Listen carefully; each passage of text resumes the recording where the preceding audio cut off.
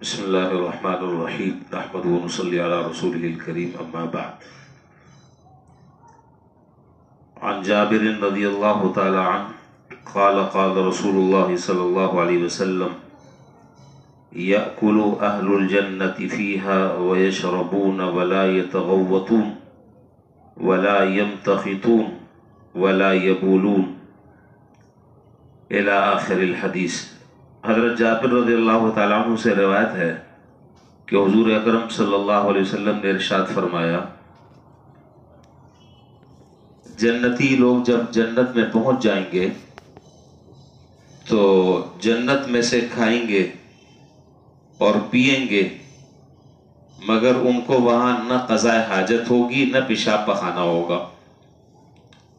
اور نہ ان کی ناک سے ریزش نکلے گی، اور ان کا کھانا ایک ڈکار ہوگا جو مشک پسینے کے مانند بڑا خوشگوار ہوگا، اور ان کے اندر تسبیح تکبیر کو اس طرح ڈال دیا جائے گا جس طرح سانس ان کے اندر ڈال دی جاتی ہے۔ اس حدیث میں حضور اکرم صلی اللہ علیہ وسلم نے اہل جنت کا ایک حال بیان فرمایا ہے۔ اس کا حاصل یہ ہے کہ اہل جنت کو جنت میں اللہ تعالیٰ جتنی نعمتیں جتنی راحتیں اللہ تعالیٰ عطا فرمائیں گے کہ ان کی غذا اس قدر لطیف ہوگی کہ جو محض ایک خوشبو سے وہ ڈکار تحلیل ہو جائے گی، اور اس مشک کی خوشبو سے گرد و پیش کا ماحول بھی معطر ہو جائے گا۔ اور یہ در حقیقت ایک یہودی کے ایک سوال کے جواب میں حضور صلی اللہ علیہ وسلم نے یہ بات، یہاں تو وہ روایت نہیں ہے، حدیث کی دوسری کتابوں میں ایک یہودی نے حضور صلی اللہ علیہ وسلم سے سوال کیا تھا کہ جنتی جب جنت میں چلے جائیں گے تو ظاہر ہے کہ کھائیں گے پئیں گے بھی، اور جب کھائیں گے پئیں گے تو ان کو پیشاب پخانے کا بھی تقاضا ہوگا، اور ظاہر ہے کہ جنت میں یہ گندگیاں تو ہوں گی نہیں، وہاں پیشاب پخانا، ناک، بلغم، تھوک یہ چیزیں نہیں ہوں گی، پھر کیا ہوگا؟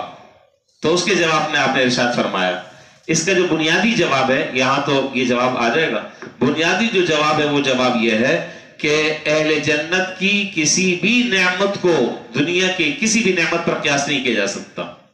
وہاں کی نعمتوں کے طور طریقے الگ ہیں اور دنیا کی نعمتوں کے طور طریقے الگ ہیں۔ یہاں دنیا کی نعمتوں کا تصور آدمی کر سکتا ہے، آگے روایت آ رہی ہے انشاءاللہ، جنت کی نعمتوں کا تصور انسان نہیں کر سکتا، نہ کانوں نے ان کے بارے میں کبھی سنا، نہ آنکھوں نے کبھی دیکھا، نہ دل میں ان کا کبھی خیال اور وہم گزرا۔ اللہ تعالیٰ اہل جنت کو وہ نعمت عطا فرمائیں گے۔ بہرحال ایک بات تو یہ بات ارشاد فرمائی کہ جب وہ کھانا کھائیں گے تو اب سوال یہ کہ کھانا ان کا ہضم کیسے ہوگا؟ بس وہ ایک ڈکار آئے گی اور اس ڈکار سے ان کا کھانا ہضم ہو جائے گا۔ اب جیسے ہمارے جو ڈکار ہوتی ہے، اللہ معاف فرمائے، جو برابر والا آدمی ہوتا ہے وہ کانوں کو ہاتھ لگا لیتا ہے، بھائی ہاتھ رکھ لو ذرا، بے بے آدمی لگاتا ہے، یہ طریقہ نہیں ہے۔ وہ ڈکار اور اس میں سے جو نکلنے والی خوشبو ہوگی وہ ارد گرد کا ماحول معطر کر دے گی، ایسا لگے گا کہ جیسے مشک اور عنبر پھوٹ رہا ہے۔ یہ اہل جنت کا اور ان کے پسینے کا حال بھی یہی ہوگا۔ دنیا کے پسینے میں تو بدبو ہے، لیکن وہاں کے پسینے میں بدبو نہیں ہے، وہ خوشبو ہوگی، اور اس خوشبو کا اور اس مشک اور عنبر کا دنیا کے بڑے سے بڑے مشک اور عنبر سے آپ موازنہ نہیں کر سکتے، کوئی بھی نعمت ہو۔ ایک بات تو آپ نے یہ ارشاد فرمائی، اور دوسری بات ارشاد فرمائی کہ ان کے وجود میں اللہ تعالیٰ کی حمد و ثنا اور اللہ کی کبریائی، بڑائی، عظمت اس طرح ڈال دی جائے گی جیسے آدمی سانس لیتا ہے۔ اب جس طرح آدمی سانس لیتا ہے تو یہ تو ایک غیر اختیاری چیز ہے، اب ہم سانس لے رہے ہیں، آ رہی ہے جا رہی ہے، اور یہ سانس رک جائے تو آدمی کی موت واقع ہو جائے۔ تو جس طرح بلا تکلف بغیر کسی پریشانی کے آدمی سانس لے رہا ہے، اسی طریقے سے جنت میں وہ اللہ کی حمد و ثنا اور اللہ کی نعمتوں کے ملنے پر اللہ تعالیٰ کا شکر، وہ ایسے بلا تکلف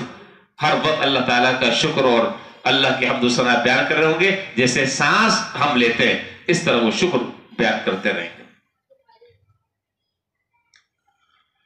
اور امام نووی رحمۃ اللہ علیہ اس حدیث کو ذکر کرنے کے بعد انہوں نے فرمایا کہ اہل جنت ہر طرح کی نعمتوں سے سرفراز ہوں گے، وہ کھائیں گے بھی پئیں گے بھی،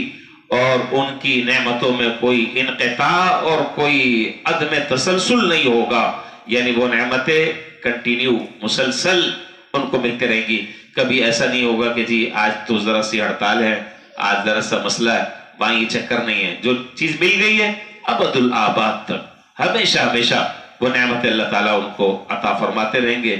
اور وہ نعمتیں اپنی نفاست میں، اپنی لطافت میں، اپنی لذت میں کیا ہی کہنا. ان کو میں نے جیسا کہ ابھی عرض کیا، دوبارہ پھر عرض کر رہا ہوں کہ ان کو دنیا کی کسی نعمت پر